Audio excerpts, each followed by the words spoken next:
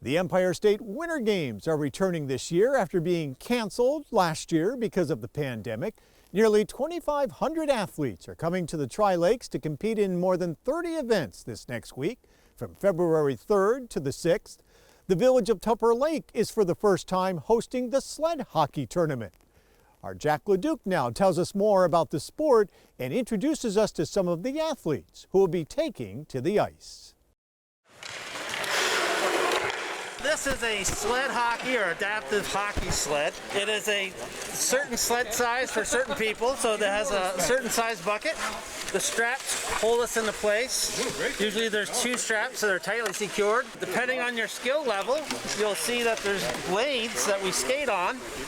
The closer the blades, the better balance that you have. Sled hockey players can use their hips to help them turn the sled and use short poles with metal tips on the end to help propel them over the ice. Sled hockey will be introduced to the Empire State Games on February 3rd to the 6th. The games are large, with 2,500 athletes attending. Staging the games will take place at Lake Placid, Adirondack Lake, and sled hockey premiering in Tupper Lake. Well, I think the games have gotten bigger, which is certainly important, but I think beyond that, I think one of the most significant developments has been the introduction of adaptive sports.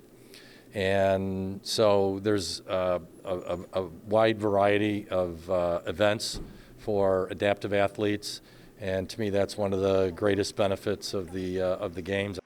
This would be my third time playing at the Empire State Winter Games. Two previously times I played with Vermont, and this year I'm playing with Boston Ice Storm. It's very empowering as well because I'm able to do things that I wouldn't be able to do standing up on my prosthetics and skates. I've done able-bodied sports before in my life, and while it's super fun to do them, it's hard to stay competitive. So being able to play sled hockey, it is that equalizer because you can have an able-bodied person in a sled and a disabled person in a sled, and essentially it equalizes them so they're playing from the same point.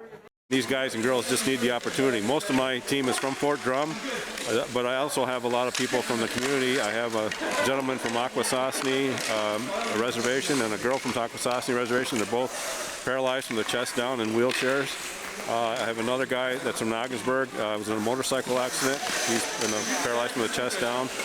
Randy out here, you'll see, lost his leg in Afghanistan from Fort Drum, and a lot of my soldiers have PTSD. So anybody, even able-bodied people can play, because once you're in a sled, you're all equal. You're strapped in, so you're all equal the same. So it's an equal playing field. This gives you the opportunity to compete, have fun, and really enjoy doing things again. It gets you out of your comfort zone. It gets you doing something that you didn't do on your own. I never would have done it if I wasn't kind of pushed into it. The sled hockey players you see here meet at the end of the year and compete against each other, and they say that group is growing rapidly. For Mountain Lake Journal, I'm Jack LaDuke in Tupper Lake. Jack LaDuke's Adirondack Journal on Mountain Lake PBS is brought to you by Northline Utilities.